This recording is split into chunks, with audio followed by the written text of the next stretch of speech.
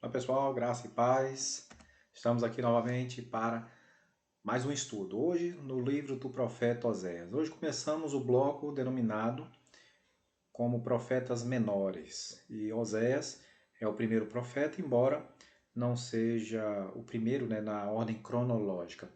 E é uma coisa interessante para a gente perceber nesse bloco, né, dos profetas menores, porque tem alguns profetas que são pré-exílicos e outros pós-exílicos. Nós temos praticamente os três últimos profetas, eles são pós-exílicos, Ageu, Zacarias e Malaquias. Os demais, os nove, né? Os outros nove, eles são pré-exílicos. Aí as datas deles vão variar bastante, tá certo? Vamos começar com o alvo do nosso estudo de hoje, né? Primeiro, conhecer a dedicação e o sacrifício de Oséias para transmitir a mensagem de Deus.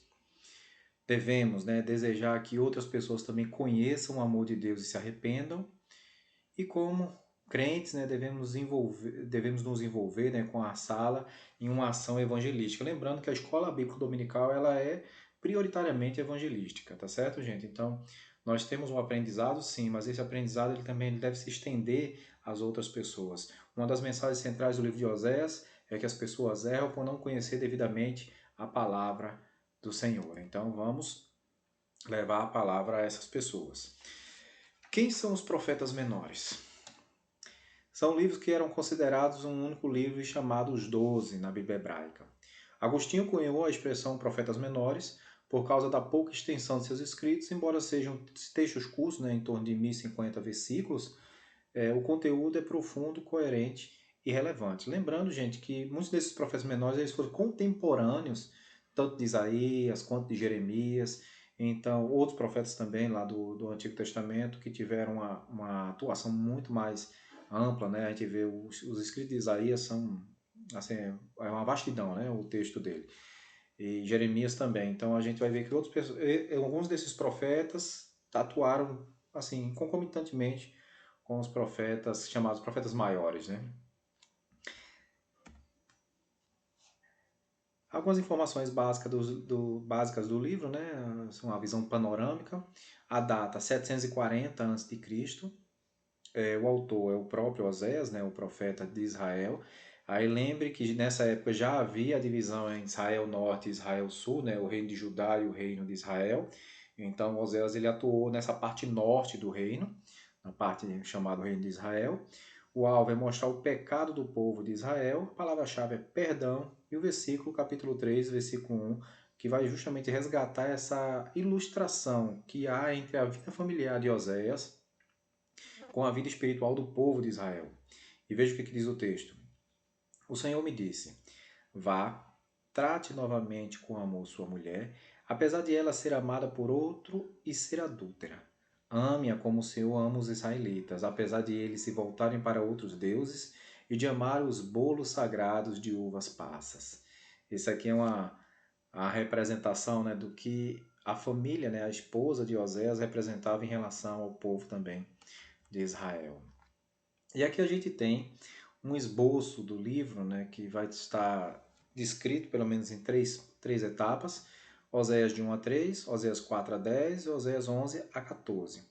Os primeiros três capítulos, né, tratam da família de Oséias, né, a questão da infidelidade, o castigo, a restauração da esposa de Oséias. Perceba esse caminho, né, infidelidade, castigo e restauração.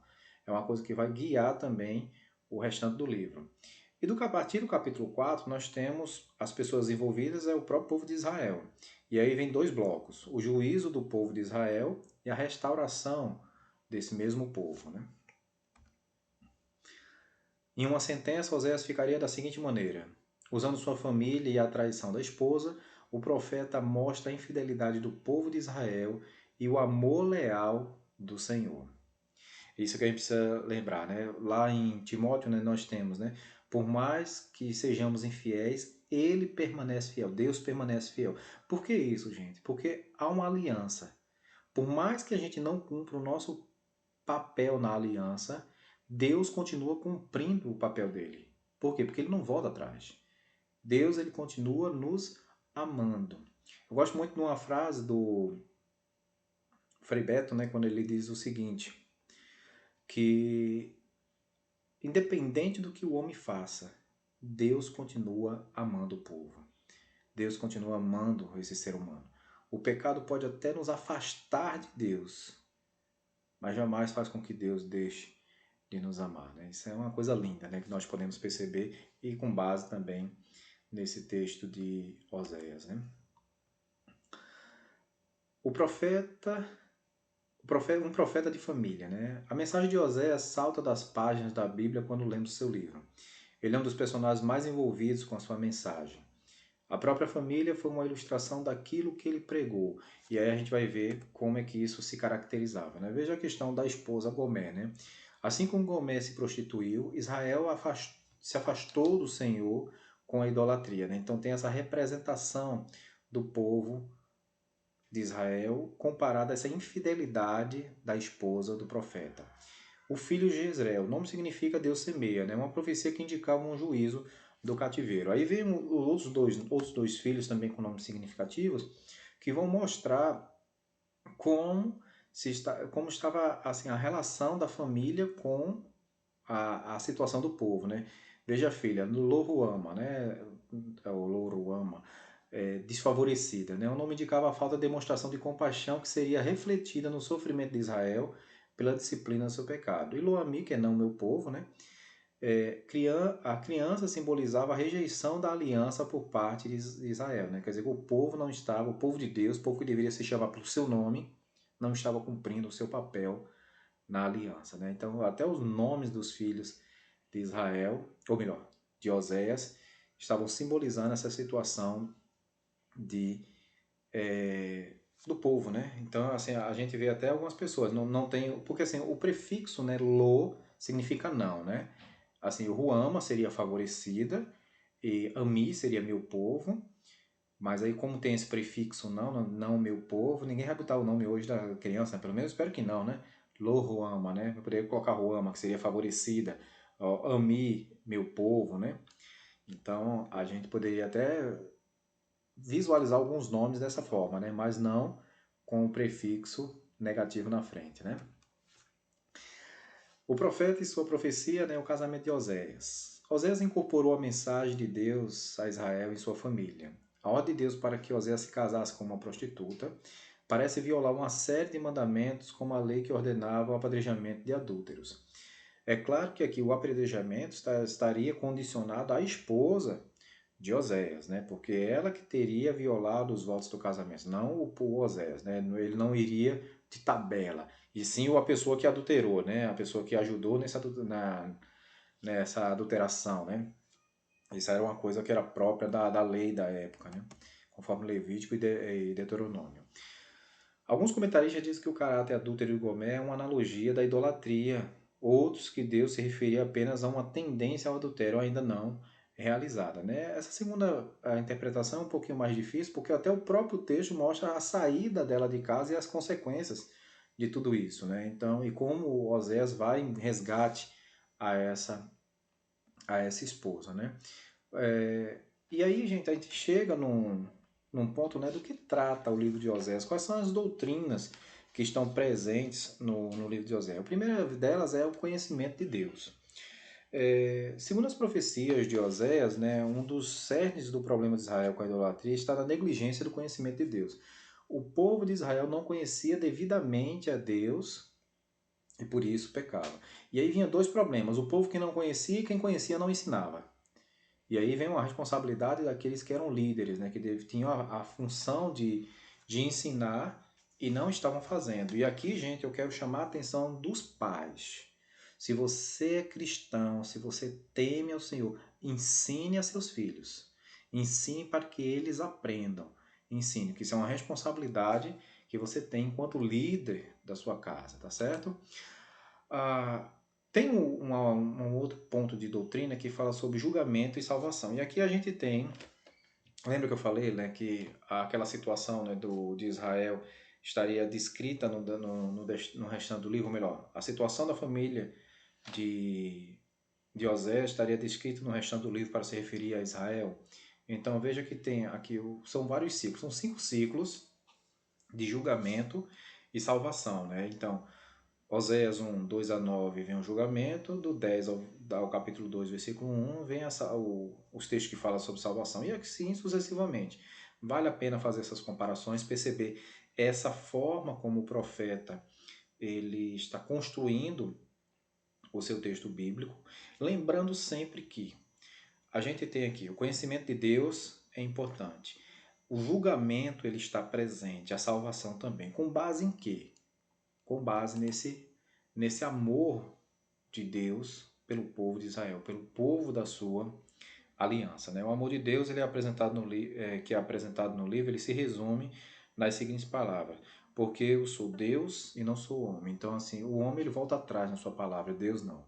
Até na ação de amar o seu povo, Deus ele se mantém fiel. Né? Então, isso é importantíssimo. E agora, gente, a gente faz aquela relação do livro do Antigo Testamento, né, o livro do Oséias, com o Novo Testamento. A gente tem pouquíssimas citações em relação a Oséias no Novo Testamento. Né? A gente tem aquela passagem bíblica que é clássica, que é de Oséias, capítulo 11, versículo 1, que diz o seguinte: quando Israel era menino, eu o amei, e do Egito chamei meu filho. Isso aqui é uma referência àquela fuga que na verdade foi promovida por Herodes, né? Que estava matando as crianças. Então a família de Jesus ele foge ali para o Egito, e isso é uma referência a esse acontecimento. Outra citação que há também no livro no Novo Testamento se dá em Romanos, ou melhor, se dá em Romanos, né? Paulo faz isso, Pedro também faz em 1 Pedro capítulo 2, e eles fazem referência aos nomes dos filhos de Oséias, destacando o significado deles e aplicando também à igreja. Paulo ele também faz uma personificação em relação à morte, trazendo referência de Oséias, lá capítulo 13, versículo 14. Temos também, dentro dessas situações no Testamento, algumas alegorias sobre o casamento. Né? A situação de Israel era representada no casamento de Oséias.